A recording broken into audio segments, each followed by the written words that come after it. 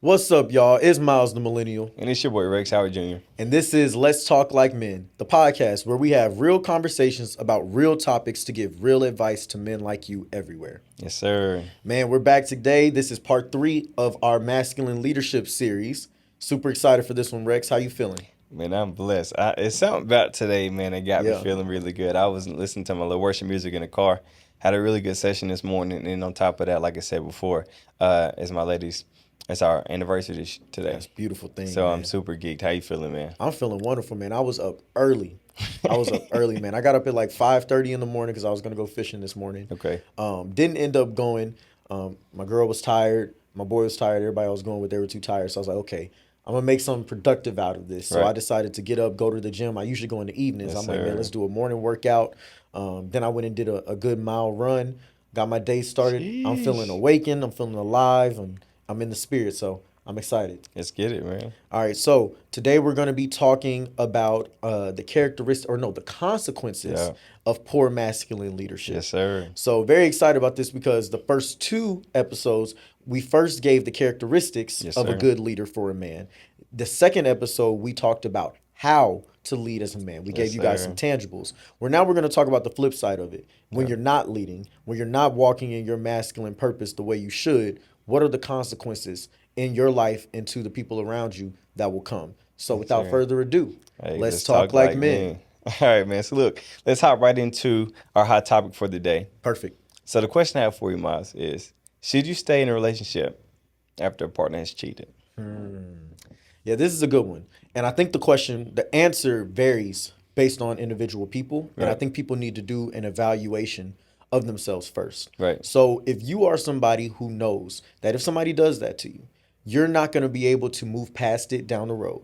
It's going to be something that you harbor. It's going to be something that you're not going to be able to, you're of course never going to forget it. But even though you say you've forgiven them, it's always going to be something that you just can't get past, and you'll never be able to love them the same. You'll never be able to move forward with them the way that you would have wanted to. Then I don't think you should stay with that Right. person. I think you need to cut it off because all you're going to be doing is tormenting yourself because you're constantly going to be living in the past. And then you're going to be tormenting them too because they're going to feel like they've been forgiven. They're going to feel like they have the opportunity to do things better. And they're going to always be reminded years and years down the road of the decision that they made back then. And they're never going to feel good enough and it'll deteriorate them as well. So if you're not a person that you really believe you can forgive and move forward from it and learn how to heal from it and address this new version of life with this individual, then you don't need to stay with them. That's good. So what you're saying is essentially forgiveness and reconciliation, Mm-hmm. right? So you have to forgive, and in order to move forward, you have to reconcile. Yes. Sometimes forgiveness doesn't come with reconciliation, That's real. right? But what I'm saying is where I am in life right now, I don't think you should stay, Gotcha. right? And the reason I say is because, especially when you're married, we are building covenants Yeah. with these people, right? Yeah. With our partners. And when you break your covenant, Yeah. right, you're breaking your covenant not only with your partner, but with God as well. Yeah.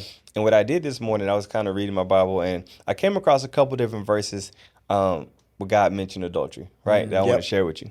All right, first comes from Exodus 20, verse 14. It says, "You shall not commit adultery." Then Matthew 5, 27 to 28 says, "You have heard it that it was said, you shall not commit adultery. But I tell you that anyone who looks at a woman lustfully has already committed adultery with her in his heart." And he said, "If your right eye causes you to sin, cut it out. For it's better for you to lose one of your members than your whole body be thrown in hell. And if your right hand causes you to sin, cut it off. Cut it off. Right? For it's better you lose one of your members than your whole body thrown in hell." And then the last one says, Hebrews 13:4, "Marriage should be honored by all. All the marriage beds should be kept pure, for God will judge the adulterer and all this sexually immoral." So in other words, God hates it. Yeah. And even when you're married, cheating is one of the things that God kind of says it's okay to leave a marriage for Yeah. that. Yeah. So I feel like it takes too much work Yeah. to come back from cheating. Yeah. It takes a lot of forgiveness. It takes a lot of trust. It takes your partner want to have access to your phone and want to have access to your friends, and Yeah. your partner has too much of a say so over what you can do and who you can talk to. And if you're not willing to work through that, Yeah. then you shouldn't even take that step. So should you stay if your partner is cheated?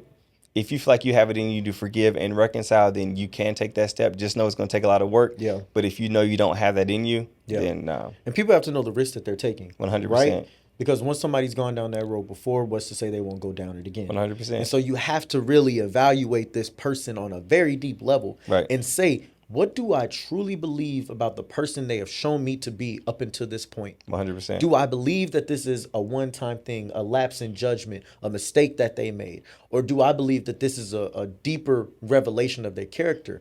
And Yeah. another thing you should always pay attention to whenever somebody has cheated is what is the accountability that they are willing to take in order to get back in the right space with you. 100%. Because if they're sitting here and they're making every single excuse for it and they're not willing to change certain things or do any of the self work that's going to be necessary, well, then don't go back to that because you're going to end up in the same space. A lot of people will do these actions and then will just continue to live their life the normal way and tell them, well, no, you don't get that right. You can't do this to me. You can't tell me I have to go about it this way just because I made this mistake. Well, bro, consequences. Right. When you made this decision, it comes with consequences. Yeah. And you have to be, as the person who did the wrong, you should be the most willing to accept those consequences and be the most accountable for them. See, what I want to tell people is I know this question was specifically for the people who've been cheated on. Right. But if you're the cheater, this is what I have to tell you. While it is nice that people will give you a second chance, and you should be blessed and grateful that a person gives you a second chance, don't you dare think you deserve it. Right. Because, see, people always say everybody deserves a second chance. Right. Maybe from the person who had the transgression done to them, Right. they can believe that everybody deserves a second chance. But for the person who did it, you don't different deserve ballgame. that. You don't deserve a second chance. You deserve that since you made this mistake to deal with the consequences of your actions. Yeah. And if that means that this person no longer wants to be with you, then that is what you have to accept. And you can't sit there and try to manipulate them into saying, oh, it isn't that big of a deal. Yeah. Or, oh, it was just this one time. No, you own it. You Yeah. accept it fully, and if they give you a second chance, you yeah. make the best of it. And if they don't, well, then you live with that and you do the self work so you can move past and not make that mistake again. Man, that's amazing. And then what you said, the self work is so important, right? You know, my lady got me watching Love Is Blind with her, right? Oh Lord, Something I told myself I'd never do, but you know, we was spending time last night. I was helping her take her hair down, and we was watching this episode, and this is a black guy that you know, chose a lady, and they got down to the marriage aisle. But a huge problem from was his parents were married for 24 years, but his dad started cheating around year 7. Not only did his dad start cheating, but he realized that his mom was a great partner, and his dad always told him his mom was a great partner. But when his dad went to go cheat, he would sometimes take him with him.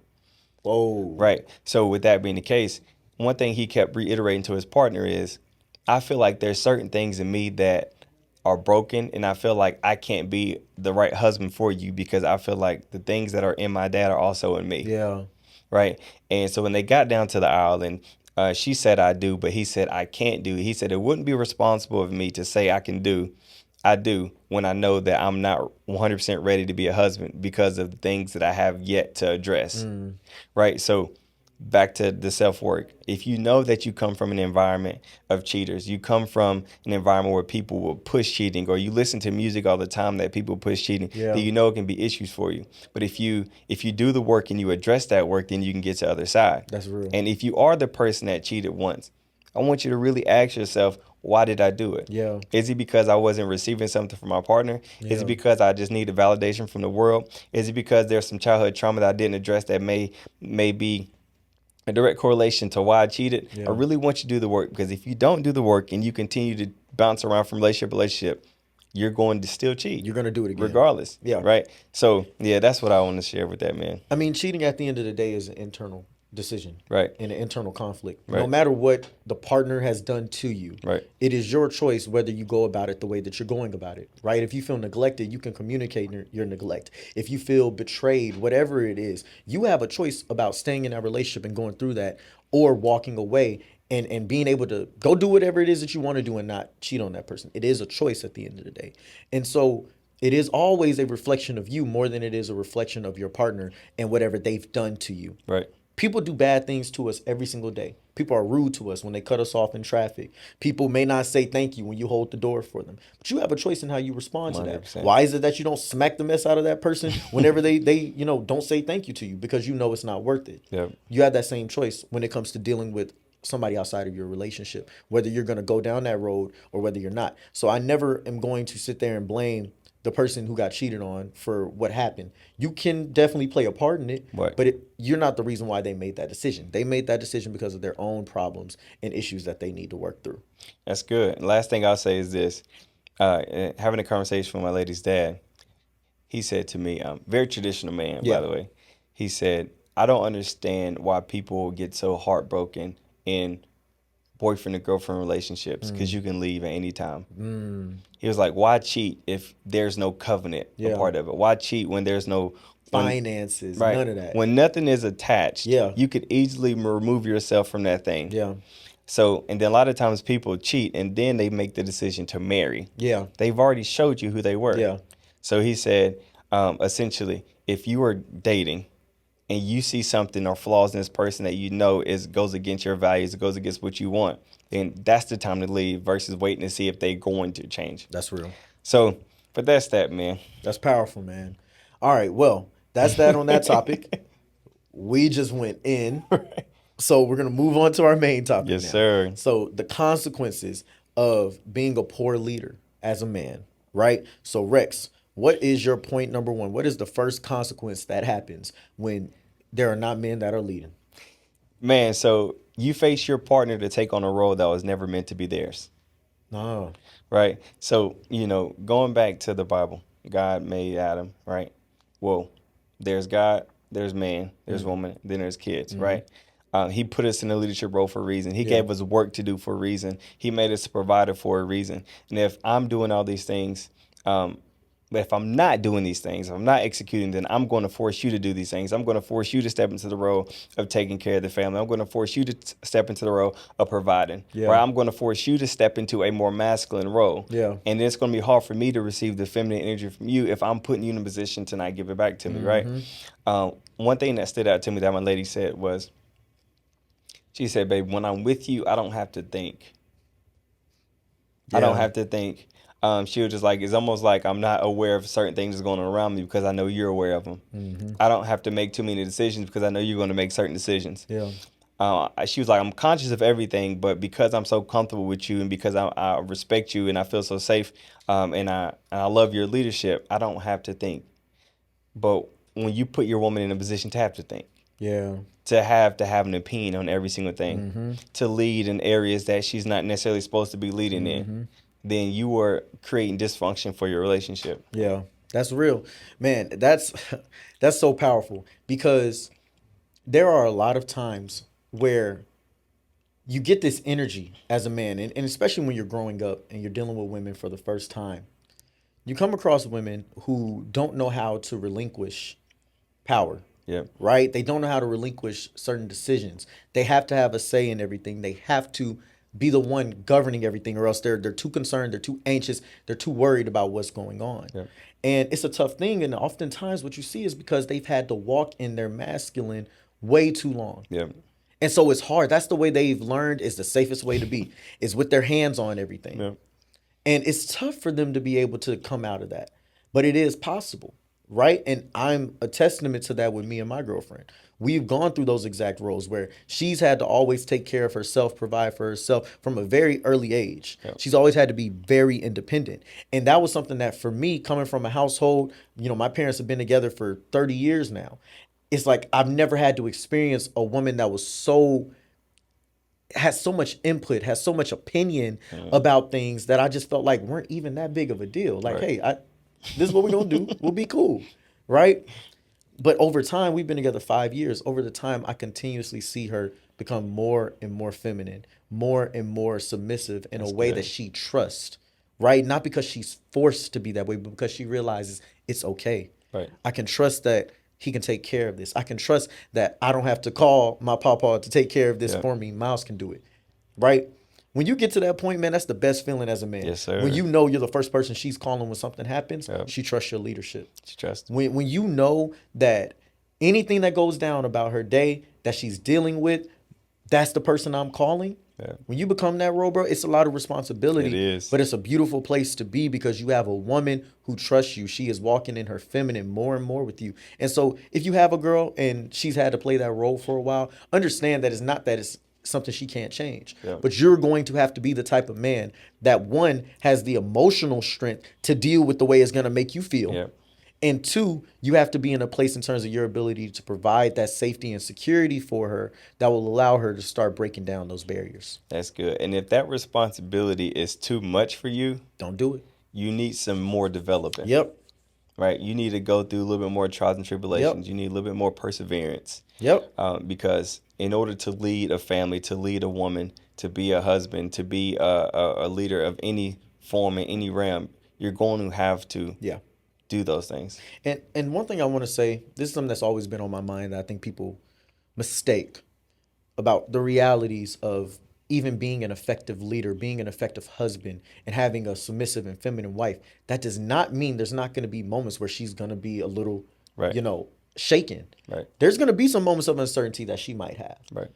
But like you said, when you've gone through things as a man and you've developed that confidence in yourself, you have to realize to not take that personal. Right. You have to realize to be an effective leader when there are moments that kind of sting you a little bit. You have to know how to address them, or else you're going to compound the trust that's been shaken. You're going to compound her worry and her anxiety because she hit you with some anxiety about something, and now you're firing back with a response that isn't effective, which only makes her more worried. Right. Rather than you being able to take that punch, saying, "Okay, how do I need to address this to be more effective in my leadership?" So that way she can go back into that softness and relax and trust your leadership. Yes, sir. That's good. That's what life gives you. Yes, sir. So what you got for your point, man? All right. So my point number one is really an analysis. This is a statement of fact, and it's historically happened in the black community. Okay. A community with poor male leadership or a lack of male leadership is easy to overtake and overrun. Tell me about it.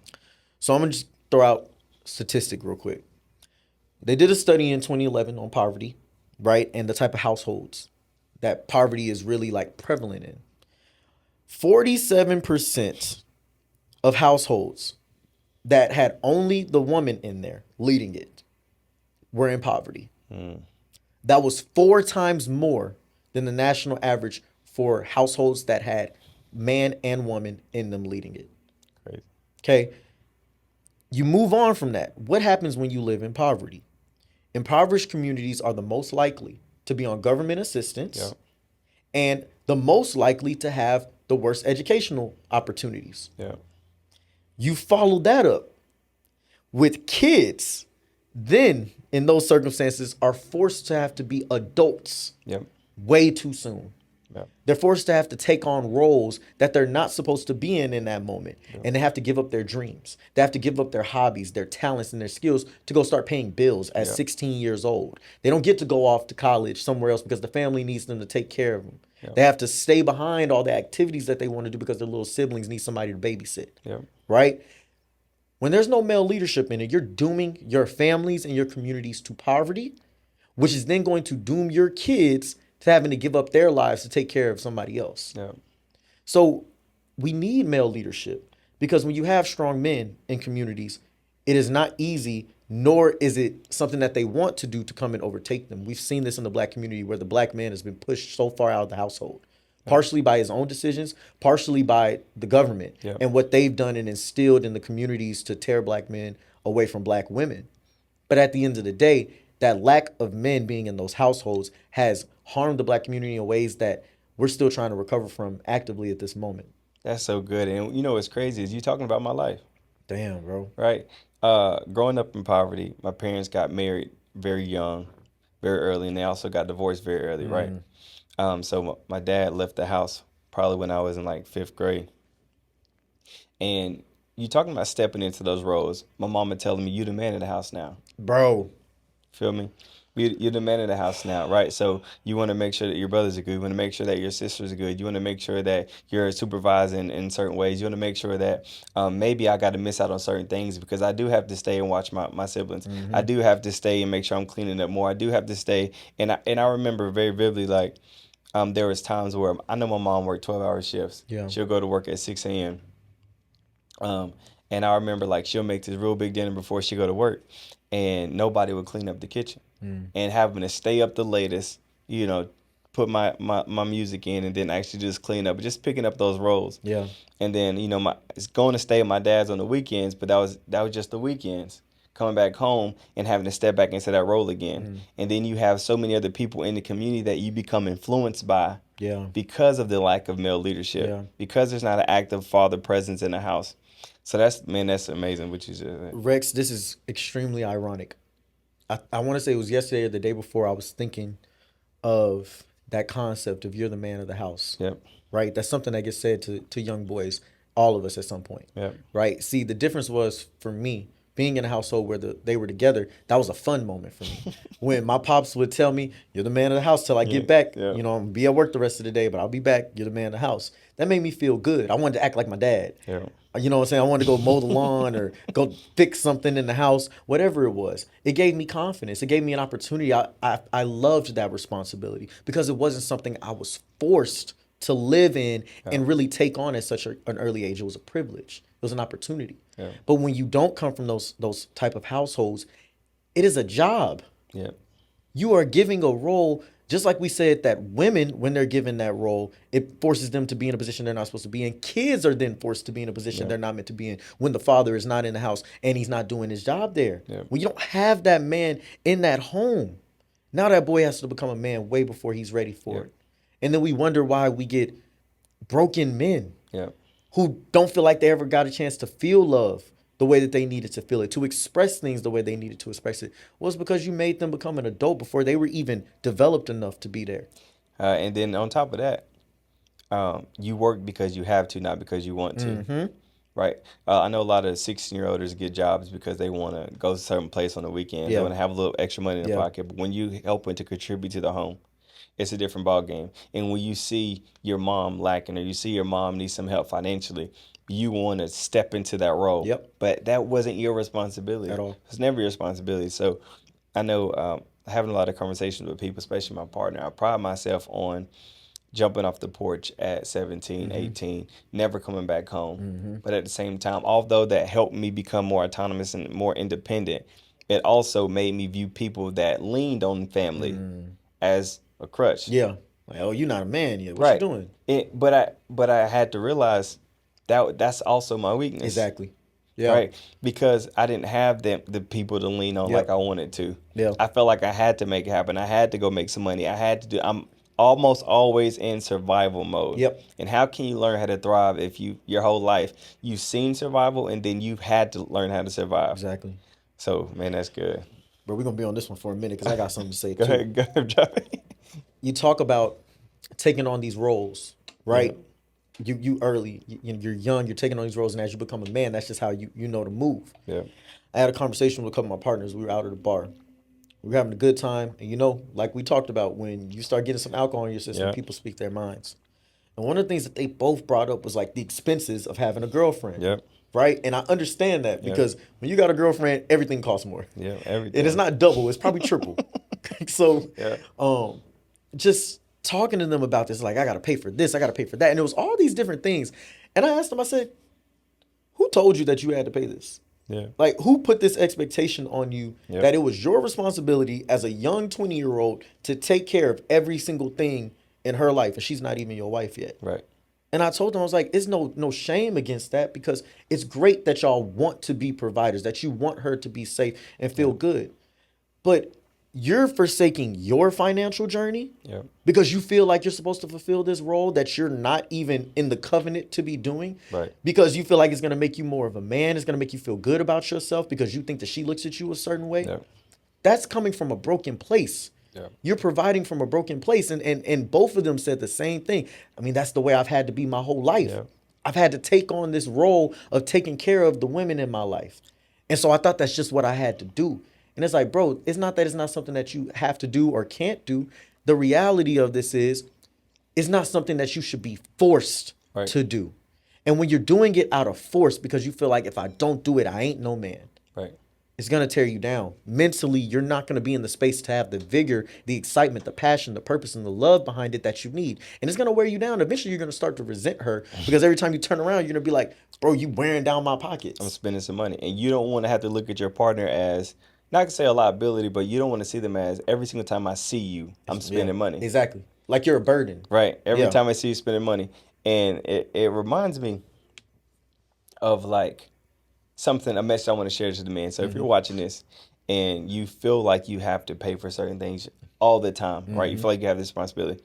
Your responsibility to your partner before she becomes your wife is to show her that you're responsible with your money, to show her that you can make rational decisions, to show her that you can save, to show her that you have a good head on your shoulders, to show her that you're able to say no when it's necessary to say no, to show her that you can provide things for her, to show her that you can pay for your own bills, to show her that you can take care of your own home. Yeah. These are the things that it's important for you to show her because she knows that when she steps into this role as a girlfriend or as a wife, then she's going to be given certain things, Yep. right?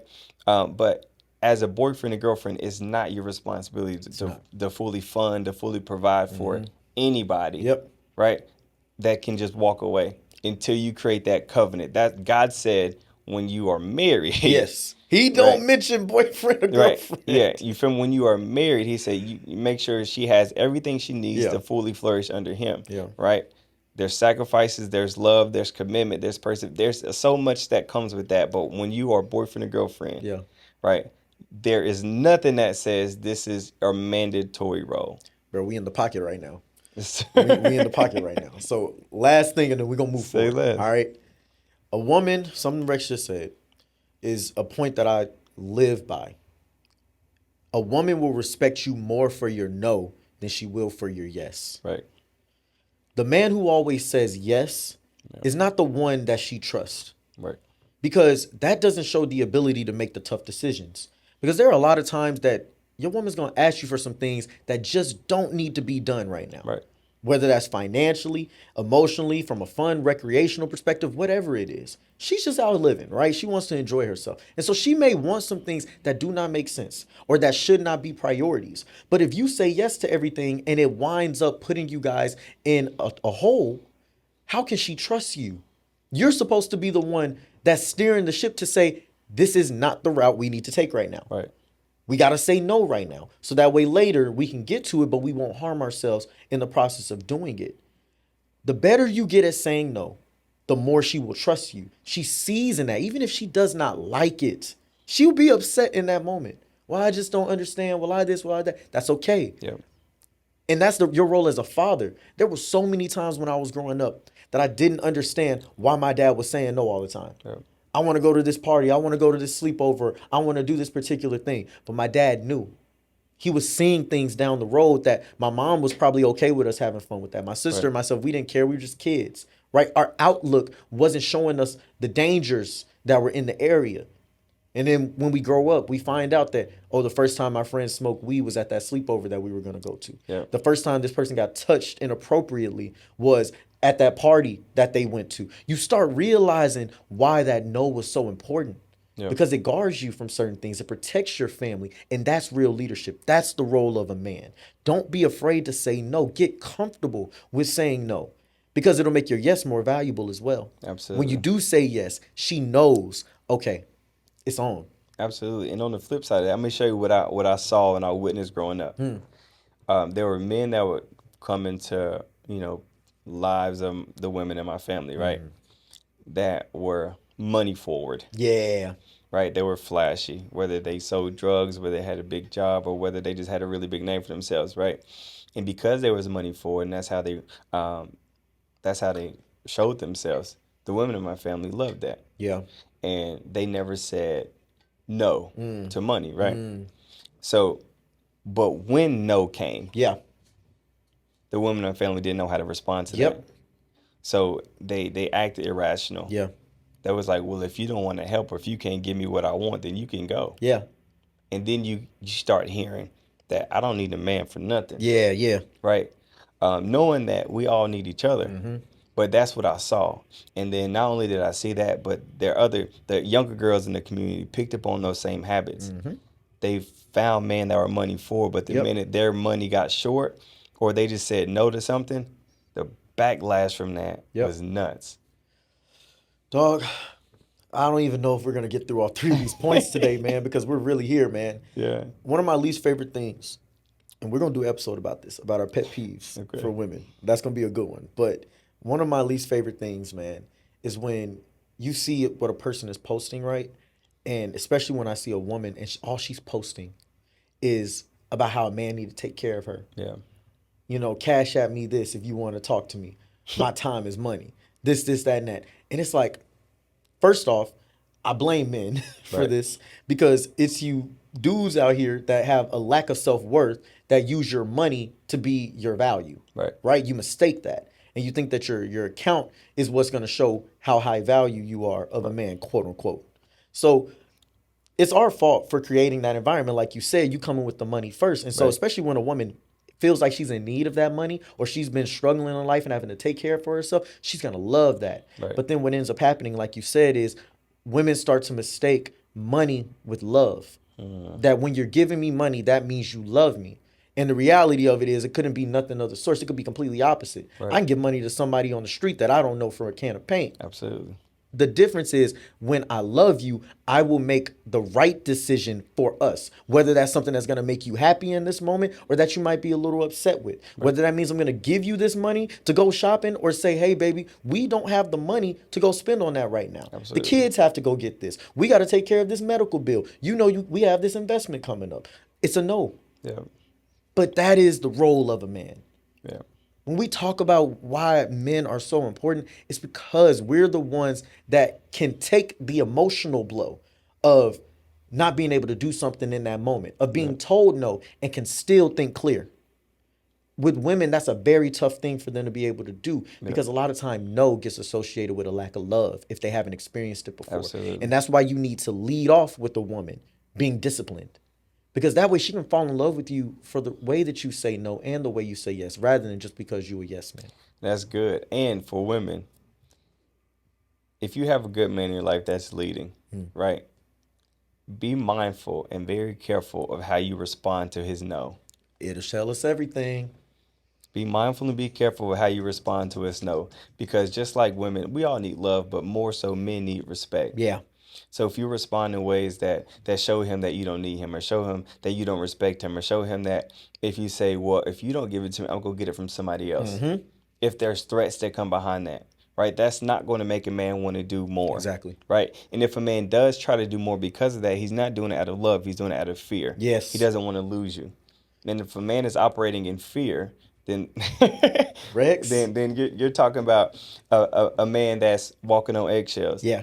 A man that's having to think about every single move he makes because he doesn't want to make the wrong move. He doesn't want to say the wrong thing. He doesn't want to tell you no. So he can be broken inside. Yep. He can be absolutely hurt, and he can be damn near going bankrupt. Yep. But because he doesn't want to tell you no, he doesn't want to get that backlash from you. He's going to do everything in his power to do that. Yeah. So be mindful of how you respond to his no, because it's going to mean so much to him. That's powerful. Okay, we have to move forward. We have to move forward. All right, Absolutely. point number 2, what you got, Rex? Your family, your community will pay for it. Right? So, meaning, this is what I mean by that. There's people in your community that will imitate your leadership. Yeah. Or the lack thereof. Yeah. Right? Let's take a young boy, for example.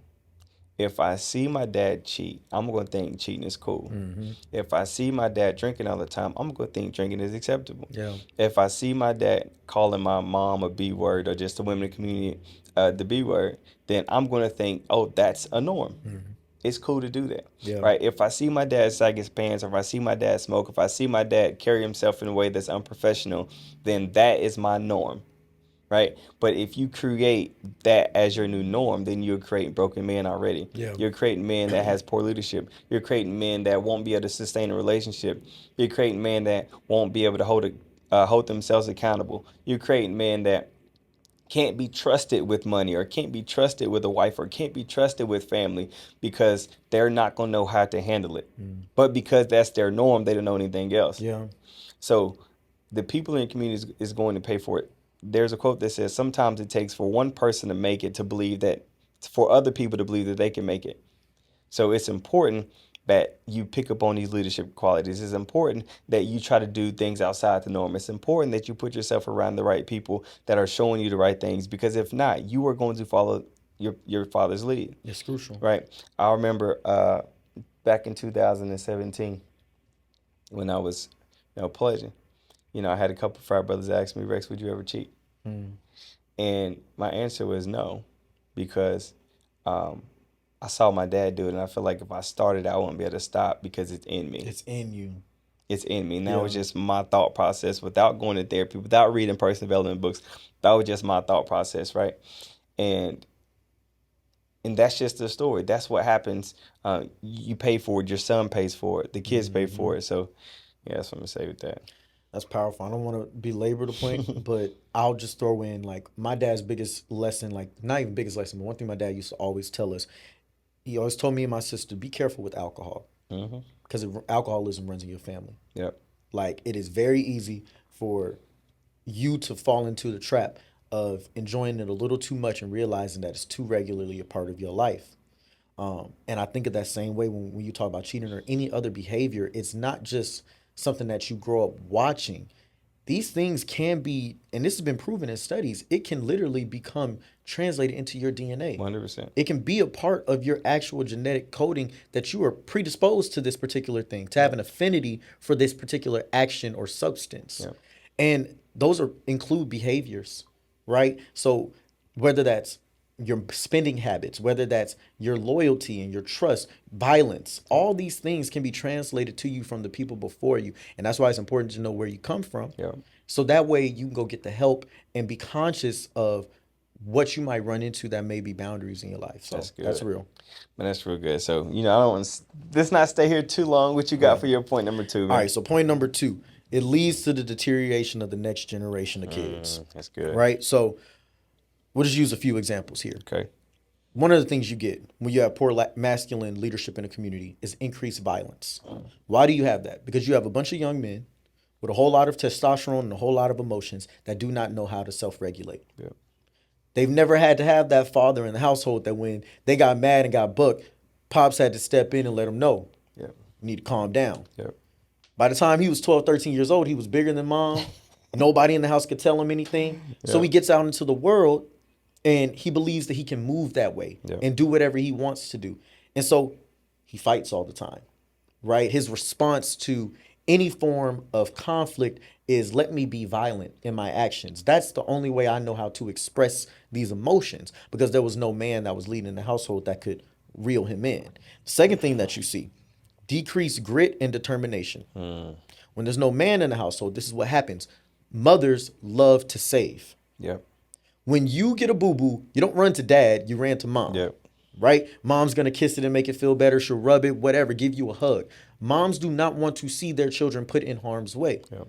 Fathers are different. Fathers are okay with seeing their children in challenging circumstances that they know they might get some scars from Right. because they know it's going to be good for them in the long run. They know it's going to teach them how to work through pain. They know it's going to teach them how to get through tough times and to face challenges head on. Now, the byproduct of that is a lack of self confidence. Yep. 100%. Because if you're always being saved and you've never had to go through tough times, because mom was always there to take care of everything for you. See, when the man's not in that household, you don't end up believing in yourself.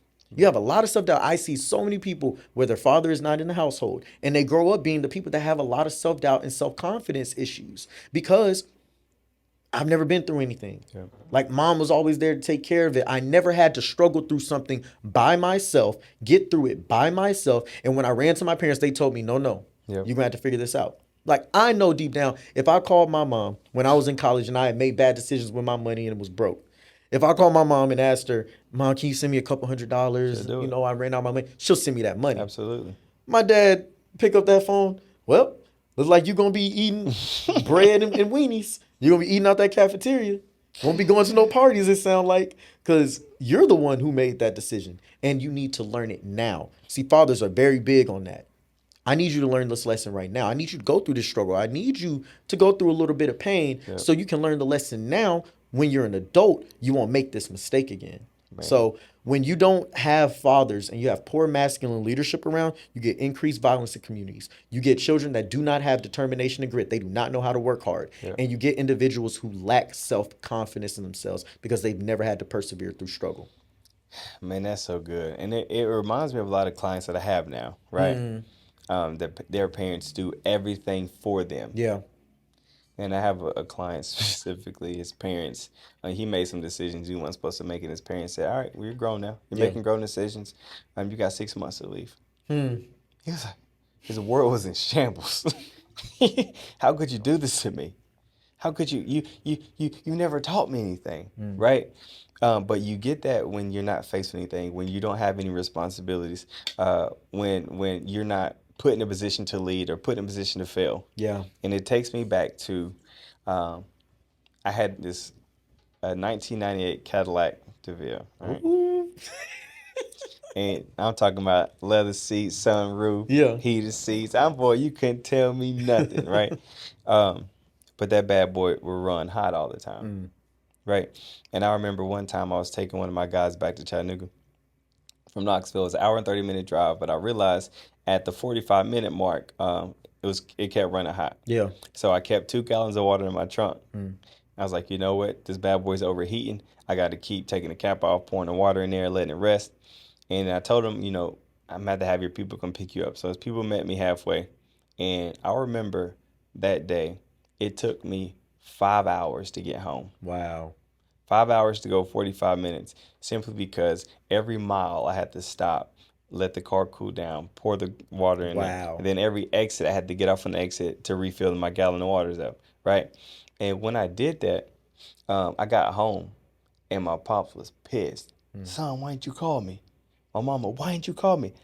I'm like, there's certain things I got to learn how to do on my own, Mm-hmm. right? Yeah. I gotta learn how to make it through. I wasn't in harm's way. I wasn't in danger. I Yeah. wasn't about to die. So it's certain things that you have to learn how to make it through. So like I said last episode, start looking for a way through and stop looking for a way out. Real. That's good. Yeah. That's something I learned playing football. Man, there's a, how they talk about core memories. This is a core memory, man. I remember we were playing, and I got hurt. I was a quarterback, and I got hurt on a play. Hurt my wrist, real sensitive. Went back to the huddle and I was crying, right? And at this age, your coach is on the field giving you the play, and my dad was the one calling the play, so he was in the huddle, and he looked at me. He's like, "Why are you crying?" And I said, "My wrist hurts. This is that and that, right?" My dad told me. He said, "All right, look, boy, cry right here in this huddle while you're around your brothers, while you're around this group of people. Cry. But before we come out of this huddle, wipe your tears and walk up to that line, and you don't let them know that they hurt Yeah, you." tighten up. And I remember I cried, went out there, moved forward with it. What that taught me when I got older, I always thought about this, like why I was able to always express my emotions, but never at the wrong time. Because I Right. always saw so many people, I'm like, man, you expressing your emotions around the people that you do not need to be showing this to. Right. This is not safe territory. It's not a safe space. And I realized I learned it right then that day because my dad sat there, looked me in my eyes, and said, what he was telling me was, it is okay to express your emotions. Do it with the people you love. Do it with the people you trust. Do it in spaces where it is okay, or do it in isolation, however you need to do. But when you go face the enemy, you cannot walk out there with those emotions and let them know that they got to you, because they will get on you like sharks on blood. Yep. They You can't smell do it. So, that's just another lesson that comes when you got good masculine leadership and when kids have to go through things. Yep. All right, let's move forward. Point number 3. All right, man. Point number 3, we got you lose trust in yourself and the trust from others, right? So you will no longer be trusted to do the thing that you were called to do, Dang. right? Let's just say, put it for example like this: if you were always the one in your relationship to choose restaurants or to choose hotels, but you failed and you dropped the ball, you're gonna always hear, "It's fine, I'll do it." Yeah. Right? If you lose trust in watching the kids, if you lose trust in bringing home the finances, you're here. It's fine, I'll do it. It's fine, I'll take care of it. If you're not leading your wife or your partner in the right way intimately, right? It's fine, don't worry about it. I'll take care of myself, Yeah. right? All these women got roses, right? Yeah. Talk about it. I'll take care of myself. So you lose trust from others, but also in yourself. So you start doubting yourself. You start questioning yourself. Damn, can I do this? Can I make this happen? Can I lead? Can I start this family? Do I have it in me to be a husband? Do I have it in me to be a father? And if you don't think you do, you don't trust yourself, you will run away from your responsibilities. You will have a kid and ditch him. You will have a wife and abandon her, right? You will have a job and neglect the responsibilities, the roles of that job, right? And once again, that's only going to mess your trust up for yourself even more, and then also it's going to mess the trust up from other people when it comes to you. So what would you tell somebody who feels like they already have those doubts, right? They feel like they have not been leading in their life. Right. What would be your advice for them to develop that confidence back in themselves? Well, it's a couple things. First is to identify which of those areas are you the weakest in. Right? Truly do a self-assessment. I'm not the best at making decisions. I'm not the best at my finances, whatever that may be. And then you put yourself around people that are good in those areas, right? If you don't want to put yourself around strangers, maybe you have somebody in your family that's good. Maybe there's somebody at the church that's good. Maybe there's a men's group that you can join, right? But you start asking questions. Man, how you do with your finances, Yeah. right? What kind of books are you reading? Yeah. So you take a step further. Then you go find resources to read books, and then also you can actually go to therapy. Yeah. You can get coaching for it. Yeah. This is who I am. This is where I am. This is where I want to go. Can you help me bridge the gap? And the right person help. I could even do it. Rex Howard Jr., but y'all better get at him. You feel me? Go to resultscc.com and I take care of you. There you go. But that's what I would tell them. If you don't have that trust in yourself, you find the areas that you're weak in, and then you go get help in those areas. You go put yourself around people that are great in those areas. You go read books about those areas. You develop Yeah. as a man.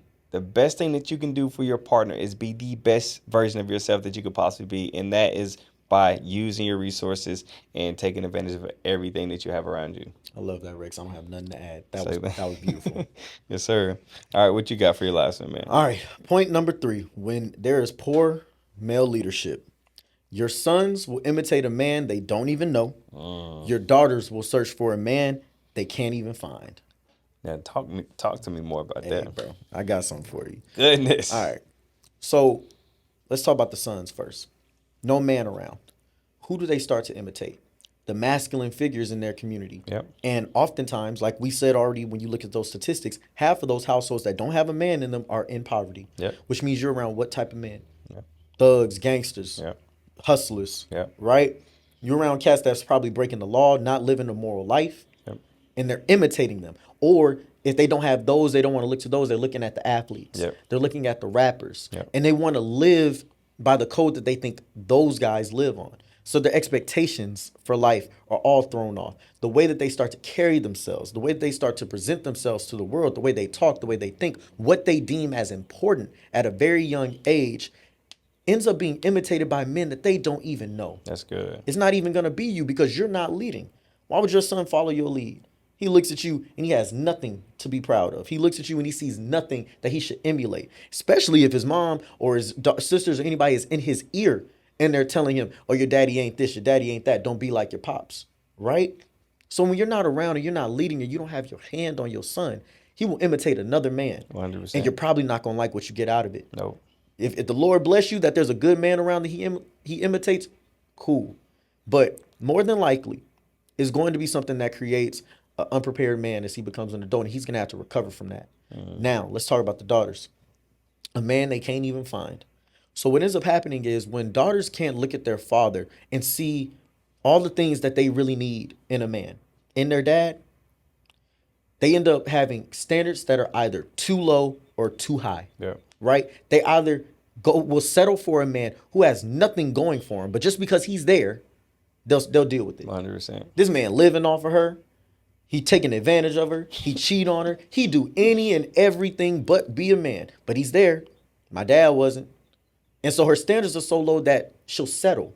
Or because she doesn't know what a realistic good man looks like, her standards are so high that no man could ever reach them. Yeah. She's looking for perfection. She's walking into the world and he need to have 6 figures, 6 inches, and be 6 feet tall. I heard that from Tony Gaskins, man. I'm gonna give him his credit for that. Oh, good. He need to be all these different things, right? And I'm not saying that those things aren't attainable, but I'm just saying he got to be perfect in every single way, shape, and form. Yeah. And then she goes out into the world looking for this and realizes that that's not, what do you get when you get 666s? You get the devil. Yeah. Yeah. She dating a man that got these characteristics, but he don't have morals. Yeah. He doesn't have character. He doesn't have trust. He's not trustworthy. He's not gentle. He does not know how to actually be a man. He just got some exterior qualities that look good on paper. So when you're not around, your sons will imitate a man they don't know. and Yeah. your daughters will look for a man that they cannot even find. That's so powerful. That I'm trying to wrap my mind around it. But that's the reality. Yeah. That is the reality. When you see women speak about the man that they want, Mm-hmm. it's the man they've never seen before. Mm-hmm. When you have young men that talk about why they can't be in relationships or why they feel broken, they talk about the lack of fatherhood that they had in their life, Yes. right? A lot of people that I know that end up joining gangs, they come from a fatherless home. Yep. The guys on the block become your brothers, Yep. right? The people that you see become your big brothers, right? And because you want to fit in, because you want to prove to them, just like you would prove to your dad that you're a good son, you're willing to do and say whatever it is to fit in, to get in, and to be a part of whatever the thing is. You Exactly. won't know who you are. Yeah. You were brought into this world by two parents, so you need both of those parents to help you put together your identity. If you don't have both of those parents, you more so lean to whichever identity that you see the most, Yeah. right? But that's a different conversation for That another is. day. We're gonna come back to that. We're gonna come back to that. But see, Absolutely. even just to finish that point off, I want to put this out there. I want everybody to sit here and think about something real quick. Okay. Have you ever seen a girl who is madly in love with her dad? Like her daddy can do no wrong in her eyes. She love her dad. Her dad has been there for her, love and support him. He is the king in her eyes. Have you guys ever paid attention to how they talk about the man they want versus Yeah. the one who didn't have the ideal circumstance for their fathers? Yep. Their expectations are completely different. Mm-hmm. It ain't even about money. It's never even about money with them. Yep. Those girls that have that type, they say, I want a hardworking man, Man. right? They're not saying they need a man that makes six figures. I need a hardworking man. Yep. I need a man that come home every single night, Yep. right? I need a man that prioritizes his wife and his kids before his friends and anybody else. Yep. I need a man who is in line with God, who believes in being a spiritual leader in that household. I need a man who is not afraid to do anything and everything that needs to be done to take care of this family and this household. His Yep. ego is not too big to be at the daddy-daughter dance Yep. and make sure that he's holding his girl, right? He's not too masculine to be soft when it's time to be soft. He's not afraid to stand up when he needs to stand up. He's Yep. not afraid of danger. And even if he is afraid of danger, he has the courage to face it. Yep. The things that they look for are completely different. Yep.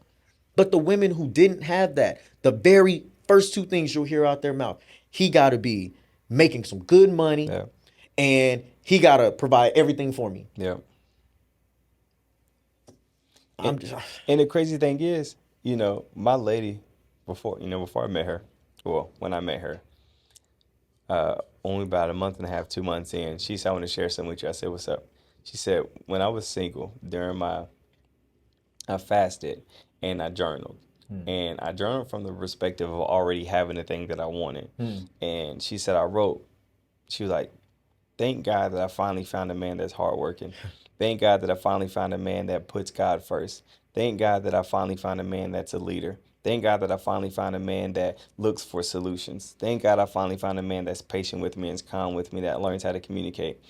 And the list went on, and then she said, Rex, the craziest thing is you marked off all of my boxes. And when you have somebody that's like that, providing for them isn't even a it's question. not a question. It's not even a question. When you have somebody that's patient, you have somebody that's kind, you have somebody that's sacrificial, when you have somebody that's willing to sit with you, when you have somebody that's willing to communicate, when you have somebody that's willing to see you for who you are and not judge you, when you have somebody that's willing to work with you, when you have somebody that's willing to be a partner, to be a helpmate, Yes. providing for them is never a question. It's something that you want to do. Yes. It's something that you desire to do. I want to work harder for her because she saw me for me. I want to work harder for her because she sees me the way she sees me. I want to work harder for her because of who she is. Exactly. Right? You'll get every single thing that you want. But if you come from the front saying, I need this, this, this, this, and if I'm not checking off those boxes, I'm going to always feel inferior around you. I'm going to always feel like I'm not good enough around you. I'm going to always feel like if my money isn't up, You don't value me. you don't value me and you're nowhere to be found. Bro, that's the truth. And that is why you see these circumstances where it's like they'll date the man that got the money, but he don't give them the spiritual nourishment that she needs. Yep. Right? Or they'll date the man who don't have the money, he got a lot of quote unquote potential, but he's not hardworking. Yep. It's like you're not looking for the right qualities. You're looking for the physical amalgamations of them, but you're not looking for the characteristics that bring them about. Right. Look I'm gonna say it again. I said in the last episode, don't judge a man by his currency, judge him by his character. Yep. That will tell you everything you need to know. Like ladies, I know this is called Let's Talk Like Men, but we giving y'all the playbook. We giving y'all the playbook. Fellas, we Oh telling y'all exactly man. what it is. If you become this type of man, you will be turned off by women that only care about your money. And you'll Yeah. know immediately. Yeah. You'll sense it like, oh, you're kind of shallow. Yeah. I don't need to take you serious. I don't need to even be around you because I know you don't really want me for me. You want me for what I have. Right. So just like we said, just think of these characteristics. Yeah. But let's move forward to our Let's Talk letter and Okay. then we'll wrap up. All right. All right, so we're gonna hop right into it. Rex, we got a letter in. We asked people for questions on the story. We'll do it again this week. Make sure you guys submit them when we put it up. How do you handle being in a relationship with a man whose mother is overbearing? How do you handle being in a relationship with a man whose mother is overbearing? I can hop in if you want. Yeah, go ahead. Start it off. All right. First thing that I would say about that is from the get go, from the beginning, as early as soon as possible, as you start to see that there's no boundary there, you need to address it with him immediately. Yeah. You need to tell him up front, I don't think this is a healthy balance for me. You can't tell him how he needs to behave with his mother, right? That's him, his mom. Don't try to come in between that. But what you can do is tell him that, hey, I don't want to be in a relationship with somebody who every waking second they're talking to their mom or Right. their dad about every single thing that happens. Or even if this person doesn't want to be talking to their parents all the time, they don't know how to say no to their parents. You're a grown man. You have that right. Right. You know what I'm saying? So that's a very big thing for me is if he is having an overbearing mother and he hasn't set those boundaries in place, it says a lot about him and his character, and he needs to address that early on. He needs to set boundaries in place that say, Mom, look, I'm not a little boy anymore. Yeah. I'm not responsible for making sure you're not lonely on a day-to-day basis. Right. You have to find your own friends. Right. You have to find some business on your own so that I'm not the only person that you're always trying to run to every single second, right? This balance in time and this balance in energy. Because what I also think of is people always have that conversation about what comes first, right? The mother, the wife, or your daughter, right? Yeah. The answer is your wife, Yeah. right? Then your kids, Yeah. and then your parents. Your parents raised you so that you would be such a responsible husband and father that you put them before your parents. That was your parents' job. And so as you're a man and you're dating or you're marrying and you're coming into that phase in life, it is time for your parents to take the second seat in line. Yeah. And that's okay. If your parents have the right mindset, that won't be a problem to them. You can still prioritize them. You can still create balance with them. But what you cannot do is stay with a man, have a problem with it, and not speak about it, Yeah. not address that, hey, this is not going to be healthy for us. I can see this is going to create an issue down the line. So you need to address that early. And then second, you need to hold him accountable to it. Whatever he says it is that he's going to do, you need to hold him accountable to it. If he says, okay, when it's our time, babe, and we're watching our shows and we're this, that, and that, I'm going to turn my phone off or I'm not going to respond to her. When he picks up that phone to talk to her, now you have to address the consequences for that action. Yep. Am I going to stay around and let him know that it's okay? Because then he will continue to do it. So to me, it's the same thing as any other response. You need to address it, and then you need to hold people accountable to what they say they're going to do. Yeah. That's good. That's all great, actually. Leave and cleave. The Bible says the son will leave his home. He will leave his mother's and father's house, and he will cleave to his wife. Yeah. And the two become one. So that's got to be important. You have to make sure, as a man, that you show her that she's a priority. Because if your mother has all this power now, just like a woman's father, if he has all this power now, then that power is not just going to go away when you guys are married. Exactly. That person is going to have influence over your partner's life. That person is going to have influence over how y'all raise kids and how y'all deal with finances, and it can be overbearing. So, what would you say? I would say, well, everything you said. Have that communication, be able to set those boundaries, and see how he makes you a priority, and if he's able to make you a priority. Because if he's showing you in this boyfriend and girlfriend phase that he's not willing and able to make you a priority because he needs to tend to his mom, Yep. then you know that's going to always be an issue. Yep. So once again, it's up to you to make a decision. So yeah, that's what I would If do. that man walking around saying, ain't nobody ever going to come from my mama, run. Fast. Run. As fast as you can. Don't do it. He is not in the space to where he is already telling you no woman is going to be a priority over her. Right. What does that mean for you as a wife for Right. the rest of your life? Every single time something happens, who's he going to Yeah, first? you go in second place. Who's the person he trusts? Who's the person he's going to prioritize? Don't do that to yourself. Right. You shouldn't be in a competition with anybody when you're in a relationship, right? Yeah. You and this person are the priorities, and you create boundaries for other things. And it's okay for at certain times for his mom to be the priority. She needs him, but we need to also recognize that like there needs to be a balance. Now, I think that's everything I got to say about it. Do you have anything else you Yeah, want to that's add? it, big guy. All right, bro. So we're about to wrap up this episode. Let's hit our sponsors real quick. Yeah. So, uh, as I told y'all last episode, I released my 29-day self-discovery journal Yes, on sir. Amazon. All you have to do is type in Rex Howard Jr. on Amazon, and the journal will come up. If you need something to pour into, you need something to reflect on your childhood, and you need something to help you identify certain areas of your childhood that you haven't really healed from, that is going to be the journal for you. There's 29 questions to reflect on, and I left a personal message on the very last page. So if that's something that you're looking for, man, go check that out.